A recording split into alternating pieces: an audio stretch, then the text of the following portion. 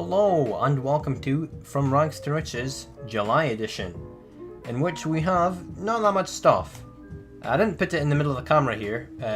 That's not to say I don't have anything, this is my entire collection, because then it would be a really bad month, but I didn't want to have everything stacked here, because hopefully, I show them one by one, the collection will look a lot bigger than it actually is. Anywho, starting off, good old JoJo. Oh god, I just realised this camera's going to make everything look really fucked. There we go. Awesome. So, good old JoJo Volume 11, Stardust Crusaders, obviously. Good old paperback, because the hardbacks aren't out yet. I believe this is going and translating the Elder Darby fight, which is awesome. It's actually one of the best fights in Part 3, and it's when I'd say the fights start going away from like really obvious shit, and we start getting some more interesting stands. I'm a really big fan of Elder Darby. Probably one of my favourite fights in Part 3. Younger Darby wasn't as cool, but I mean the freak out scene with Elder Darby is top notch. I can't really do I can't really do any hand signs when the camera's like this, but anyway, some good shit. Then the rest of my collection, I've actually got 11 volumes, which isn't bad, but they're all the exact same series, which isn't the most interesting in the world.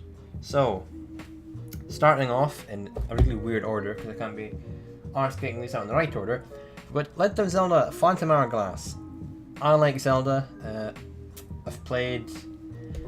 Fuck, what have I played? I've played Minish Cap, Four Swords, Phantom Hourglass, Wind Waker, Twilight Princess, Skyward Sword, Link to the Past, I think I played, Link's Awakening. So yeah, I've played a fair few, and I saw a shit ton of these Zelda mangas. I believe this is all of them, apart from possibly a Twilight Princess one that just came out, and some Skyward Sword one that comes with the Hyrule Historia, which is like I guess a book that just contains a lot of facts to do with Zelda. I don't think it's a complete like Skyward Sword manga, it's just like a short prologue thing that's contained within Hyrule Historia, which is worth looking into if you're a Zelda fan, because I believe Hyrule Historia, when it came out, was kind of a big deal. Also has a timeline, I believe, the only timeline of Zelda that there is, which is pretty interesting, because people had tried to make their own like timeline for the series for ages, but didn't really manage to, because it is confusing as hell to fit everything together. But the way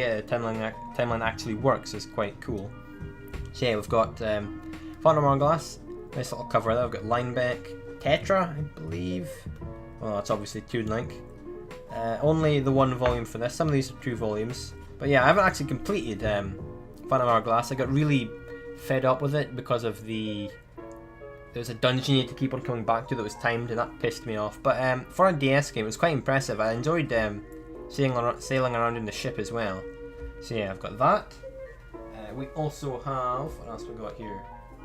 Got Four Swords, Speak the Devil, Part 1, and Part 2.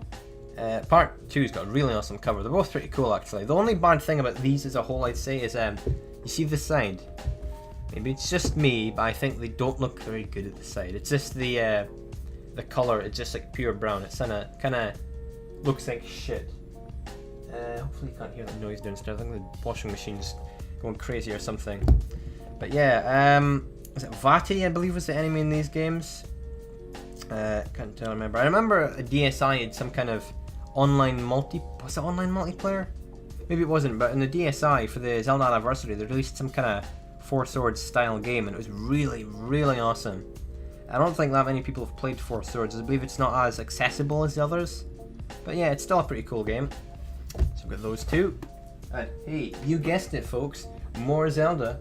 Oh, the Minish Cap, and that's who I was thinking was in what do you call it? Four Swords. Is his name Vati? His name is Vati. Maybe he isn't playable in Four Swords. He was definitely not playable in the enemy. He was definitely the enemy in what do you call it? The DSi Four Swords, though. So yeah, quite a simple cover. I like how they've still kind of done a Toon Link style, but it still looks different in this cover, which is pretty awesome.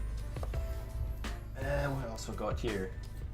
Probably the one that most people would want to get, Majora's Mask, which has kind of became a fan favourite recently.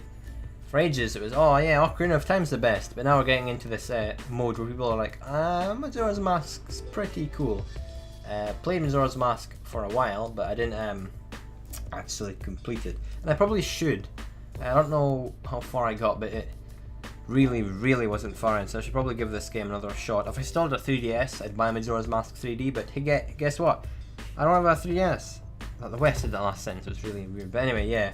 I don't have a 3DS, I can't play Majora's Mask 3D, otherwise I would, and I'd probably love it, because first experience of Ocarina of Time was the 3D version. And there's Deku Link at the back. How adorable. So yeah, well, the way the timeline goes, I believe this is if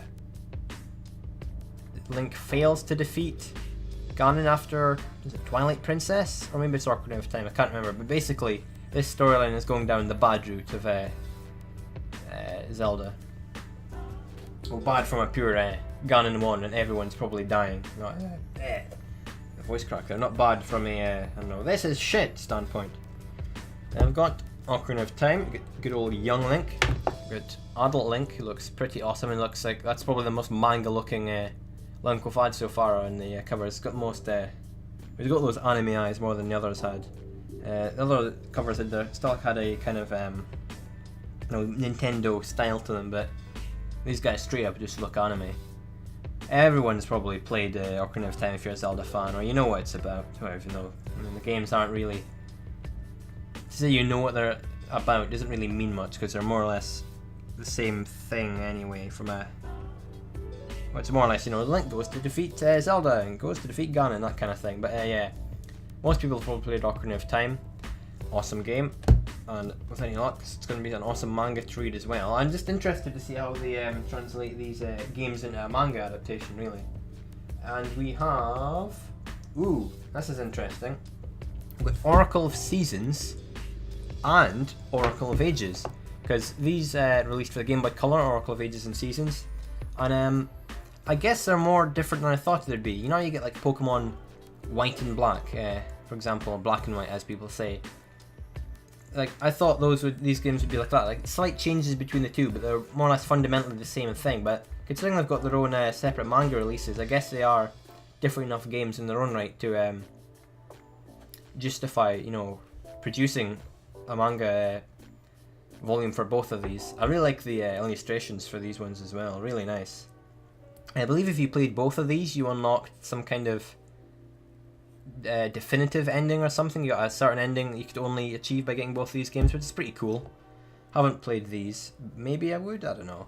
I quite enjoyed Link's Awakening, and this was made around the same time, possibly after? Not sure, but yeah, that's that. And finally, the noise downstairs has stopped, thank Christ. A Link to the Past. Look at that. It's a really old style of drawing Link.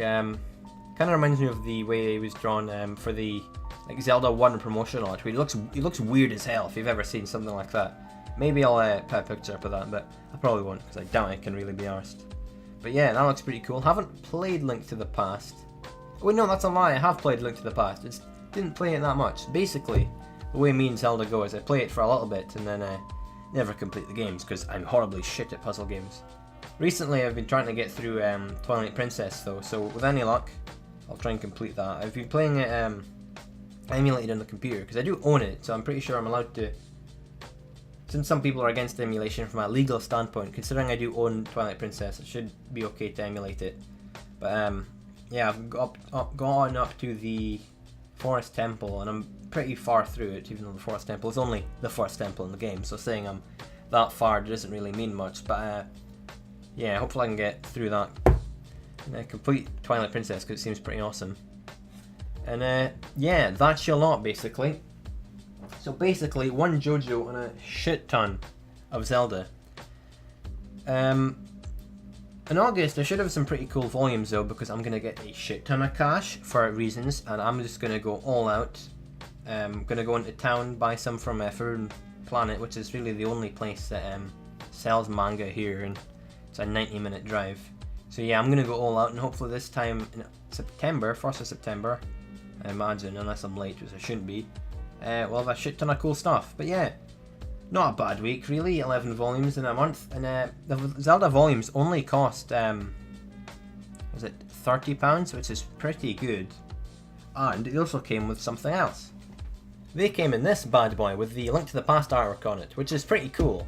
Unfortunately, it teared like near immediately, so it's not the best quality, but regardless, it looks pretty awesome. The back it says collectible poster. Poster is the tiniest thing. It's literally the size of, like, I don't know, the top of here to, like, the top of here to here. It's not very big at all. But, you know, can't really complain. Looks cool enough, I guess. And 30 quid for 10 volumes is awesome, but naturally, because it's a box set, you tend to get stuff like that cheaper. How I got, was it 23 One Piece volumes for £60? Admittedly, that was also used, but still, 23 for £80 isn't bad. So, yeah, that's that. See you next month, folks.